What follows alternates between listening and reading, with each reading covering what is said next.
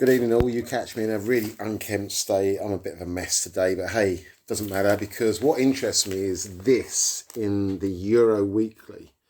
And more importantly, the centre pages, which is the great debate. Look at that, the great debate. Vaccinations in Spain, the great debate. Pro-vaccine side here, anti-vaccine the other side.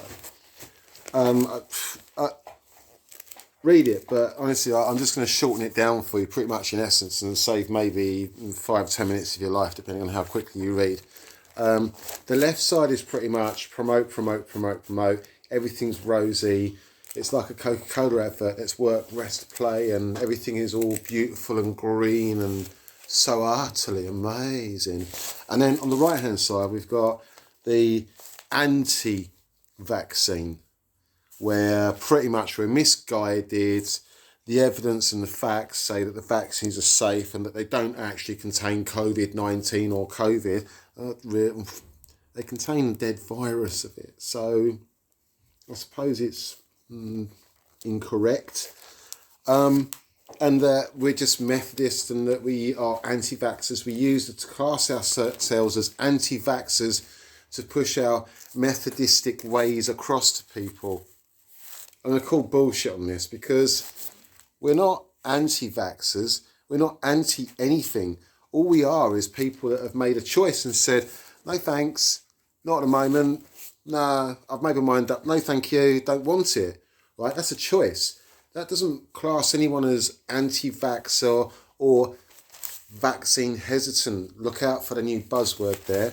Vaccine hesitant is what they are classing the decent the unjudged people as. You know, we have two types of people that reject the vaccine, apparently. We have the vaccine hesitant, those that are, well, I'm not too sure yet, I might wait a little while longer, and the anti-vaxxer, which is, no, this contains the devil's blood, you will turn into a three-headed shark octopus and kill everyone and go on the rampage and probably kill your nan as well, right, which is totally untrue. So that's the scenario, and that's what is in the Euro Weekly. I've got a good suggestion. If you actually measure across 7 centimetres and mark lines down like that and use a very sharp guillotine, you can cut it into 3 sections and use it as toilet paper.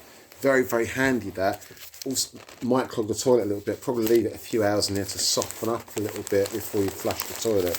But yeah, anyway, that's that one there. So vaccine hesitancy, not at all. Just made a choice. I said, no, thank you, not this one. I take a vaccine every year. I take a flu jab every year, right? That's my choice. Cat's going mental. Shush now.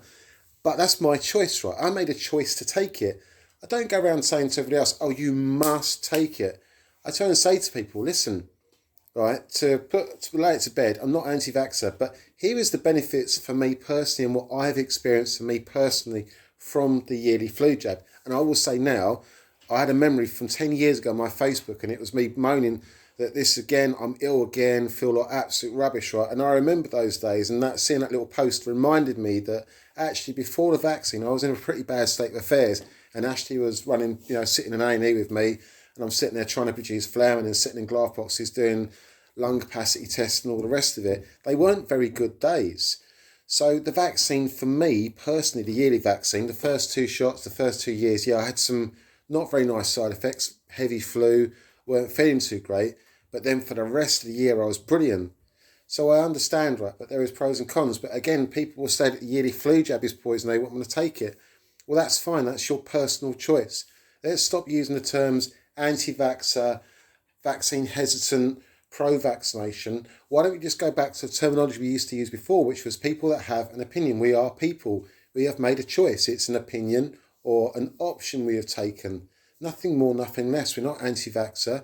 What we are is upset and cross that we've been termed as conspiracy theorists or anti-vaxxers or dangerous people to society because we've made a decision which is fundamentally, it's our right to do it. No one has the right to turn around and tell you anything different. You make the choice. You look at the information which is there, and we put plenty of it up on Bridge Too Far. In the files, you see there's plenty of information there and the reasons why it's going the way it is.